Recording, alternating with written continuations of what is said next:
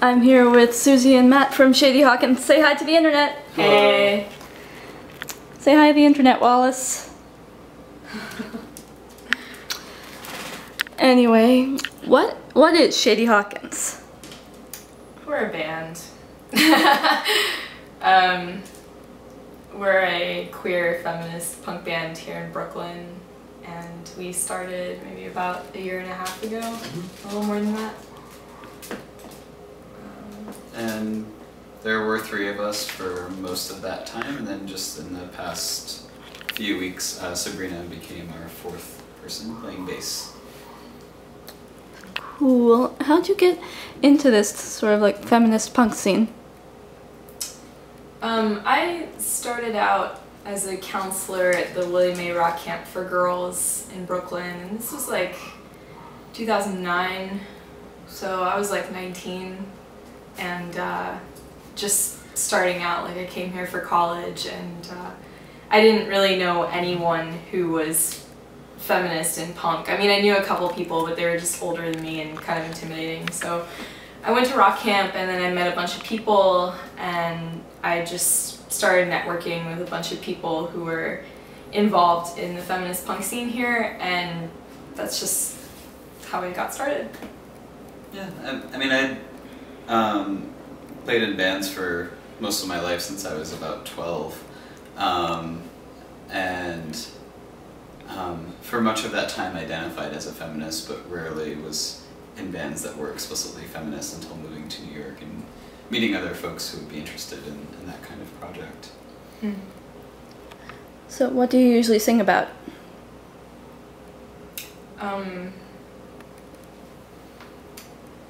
I guess I mostly sing about hating people, and more in particular, hating exes, politicians, and cops. Anyhow, I heard a bunch of people from Shady Hawkins were also in a Babes in Toyland cover band. It was just me and Sabrina. Sabrina was the bassist and I was the singer, and it was a blast. It was really tough because I think that Babes in Toyland is like one of the most underrated bands from the 90s. Like, most people I know who are like into like grunge and whatever, like they're not really into Babes in Toyland, but I would say that they were like some of the best musicians from that era, especially some of the best female musicians around. So yeah, we had a good time. Sounds fun, like a fun time. Yeah. Anyway, why do you think it's important for the world to know about Pussy Riot? I think it's really important because we haven't seen this much like militant feminist action in a really long time. All of the energy and the spirit that was so like prevalent, or at least like most noticed in the 70s, had kind of like fallen to the wayside, and it had been it had just morphed into like liberal reform politics in which people just, you know, waited around to vote,